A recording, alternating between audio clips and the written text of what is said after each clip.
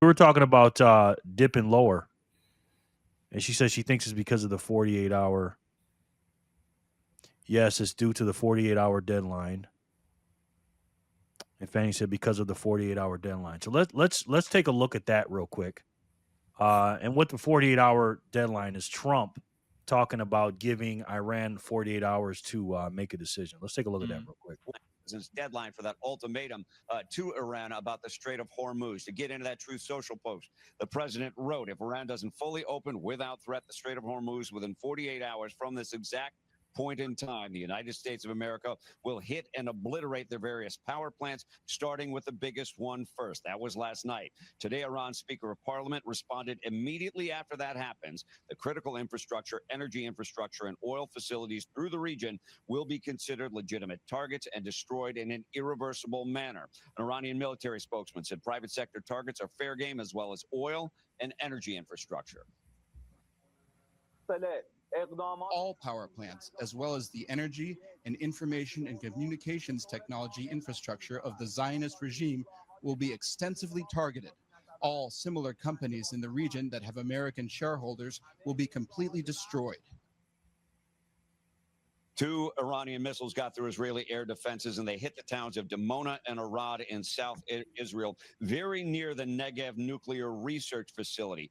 The IAEA says there's no danger of radiation leaking. They were 1,000-pound warheads. They injured more than 100 people. Iran said the missiles were in retaliation for strikes at their Natanz nuclear enrichment facility. Those strikes were carried out by the U.S., not Israel. Meantime, President Trump spoke with Israel's Channel 13. He said that we will find out soon what will happen in the likely event that Iran does not meet his deadline or answer his ultimatum. He says Iran has been acting bad for 47 years. They're about to get their comeuppance. Tommy?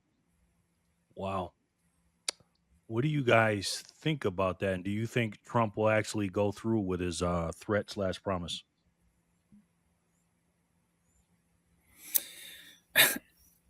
Absolutely. Get ready for the show. First of all, number one, I think pretty much he says what he's going to do. And he's like, I'm giving you an opportunity. Here's what you can do. You don't want to agree. That's fine. And then actions happen. He hasn't done anything for the most part, in his term that he said he wasn't going to do. He's now, yeah, people want to, he said he wasn't going to go to war. He said he wasn't going to do this and that and blah, blah, blah. At the end of the day, here's my deal. Here's my thing. He's my commander in chief. Okay. I voted for this individual. I voted for the lesser of two evils, if that's the way you want to put it. Okay. But I voted for this man. I put all my trust in him, in our military, in the actions of what they're doing.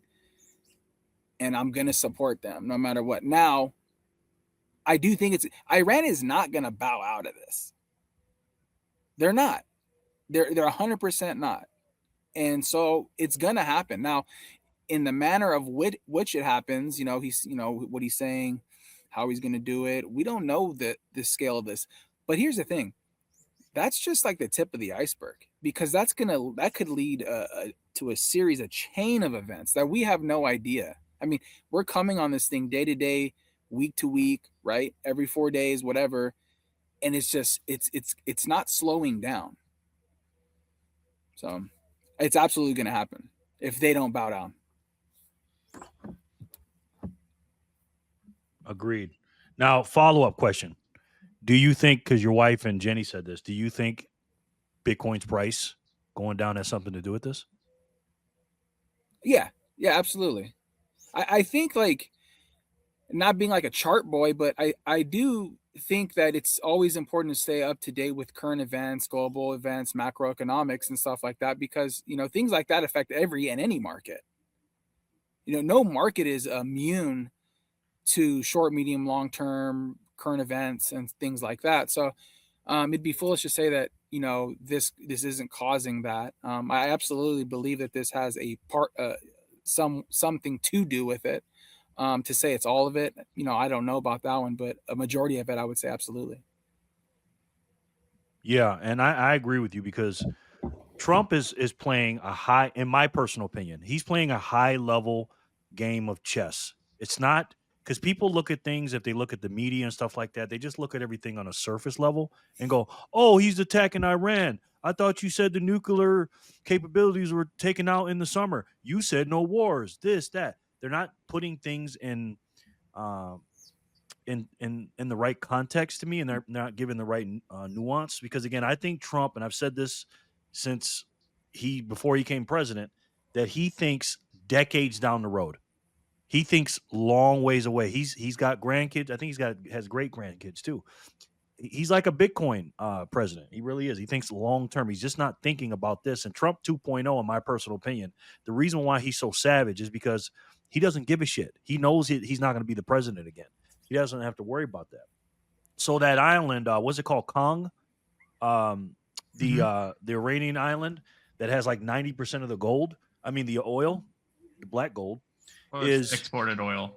yes is I think it's a chess move by Trump because if we as America if we because we already have control of Venezuela, we're already cool with the Saudis, we're already you know fracking for our own oil, so we're completely energy dependent. If we get their oil over there, which I think that's the game plan, is to be energy dominant, not only having the most energy, but controlling the most energy and not just having it in our Western hemisphere. Because again, we talk about the down road doctrine and all this other stuff, but he's also going over there to the east. And guess what he's doing? He's weakening our two biggest enemies at the same damn time because China gets a lot of their oil from that. So for us to get it, control it, and again, what do we need for the AI? We need energy. Mhm. And so that's why when he talks about being the quote unquote crypto president and all this other stuff, he's not just talking about that. He's talking about AI. He's talking about crypto. He's talking about oil. He's talking about energy. He's talking about mining. He's talking about everything, bro. He wants to dominate in all facets, right? Now, he is going to do some or make some controversial decisions in between there because again, he's coming from a very high level thinking, hey, once I make this move, everybody's going to be pissed off. But we're only doing this because we're moving ahead 4 spaces this way, right? That's why a lot of people, these Democrats and all this, are mad about what he's about to do in Cuba and what we talked about in Venezuela. I think personally that Trump is going to do what he's doing to Cuba. He's not going to do the Venezuela style. He's going to do what he's going to do to Cuba. And what is that? You can have your regime in there, but we have to approve it, and you got to play ball. You got to do exactly what we say. And that's how I see it. I don't know if that's the case or not. But when you start putting all this stuff together, to me, it's clear as day. And so when people tell me that are in Bitcoin, that they tell me that, oh, I'm just going to, bury my head in the sand and I'm not going to look at the, not only American politics, but geopolitical things. I'm like, bro, uh, Bitcoin is a money. It's not a secret society that has nothing to do with everything else. It is money for the internet and it's for the people, of the people, and by the people. And it's money that we use for not only transacting on a small level, but people use it as a safe haven. And so far, Bitcoin has done better than everything as far as when this war started. Gold has started crashing, silver started crashing. Yeah, we dipped today because of the 48-hour situation, but so far, Bitcoin has been outperforming everybody. So again, to sit there and tell me that all these things are tied together, to me, you just don't know what you're talking about.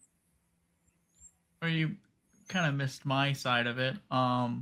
You started off with saying did Trump do enough to do this? I think they didn't do enough to actually start this. If I was the military leader, there's absolutely no way a single person in Iran would have electricity day one because they're just hiding, military assets in civilian electrical zones so they can have power, internet, whatnot. They wouldn't have internet. They wouldn't have power.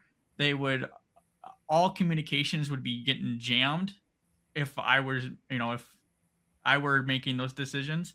And you're right, it is about the oil. It's not even about us controlling the oil. It's about China not getting the oil. Trey actually in the chat there was wondering about what if China decides to do this? Why we're like all talking about Iran. This whole reason is to keep China from going into Taiwan, because if you can't wage a war without oil, and we've pretty much rallied up about 80% of their sales in the last 3 months. Good point. So he wants to do what he's doing to Cuba. I mean, you're saying if you were king for the day, you would do what he's doing to Cuba to Iran with the power. No, I would have knocked everything out first 24 hours. This 48-hour thing where he's finally, we're 2 weeks into this. Now he's going to take down civilian the electrical grid. That would have been done day one. It's mean, but it's war. You're savage. You're a savage, bro. Yeah, you're not wrong. That's all there is to it. Cool chips. Yeah, we can't let China take over Taiwan. We can't let them do it. This is why I say we need to be independent of that stuff, because again, me personally, and again, this was a Joe Biden thing, and I don't want to go on a rant here, but what Joe Biden's administration, or the Auto Pen administration, did with the war in Ukraine, basically being in a kind of in a little pseudo war with Russia. I didn't like that, but only reason we did it because A, they're kind of our allies, and B, it'd be a threat against NATO. And now you see what the NATO countries have done to us. After all this money we're spending on them, they're not really, not all of them, but no, they're coming on now, but they're kind of like Jerome Powell, kind of late. And so again, Trump is pulling the ultimate card of showing them that, hey, not only do they have nuclear capabilities that can shoot missiles towards, farther than the Middle East, but you may want to get involved in this, because if you don't, we're gonna pull out of NATO, and that's including our money. And so Trump is playing again a high level game of chess here. Is the CEO and marketing team for Bitcoin that determines the price? Yes. Buy more. Pretty simple. Yeah. And on the oil thing, like you were talking about, you don't want to be involved in the oil. This is all just political power. Has nothing to do with local oil supplies. If we want to tomorrow, it would take six months to a year to ramp up, but we could be oil independent without any imports. We did it before in 2016. We didn't have any imports from Saudi Arabia or any of the East or the Middle East countries, and we were 100% on American oil. And that was because who was in office? I believe that was the Orange Man. It doesn't happen when it's the other way, because what happens is I think we've gotten complacent. Like we think America was so strong. America was weak. We were weak. We went from Bush, who was a phony Republican, as far as I'm concerned, and then you go from the next, right? I mean, you go that long. I don't even know the last time we were oil independent before Trump. I couldn't tell you when. World War II, maybe? Yeah, I mean, it's a long time ago. I don't know, like, because sometimes we get influenced by who we listen to, and there are a lot of people that are in quote unquote MAGA or Republicans or libertarian kind of people that are kind of like doomers and black pillars and stuff, and they're just always constantly showing the negative of what Trump is doing. And I'm just like, well, why don't we just have a wait and see situation? Like, again, we don't know what's going to happen, but to sit there and try to pretend like Donald Trump and his team is incompetent and don't have a plan, to me, that's just like very surface level to me.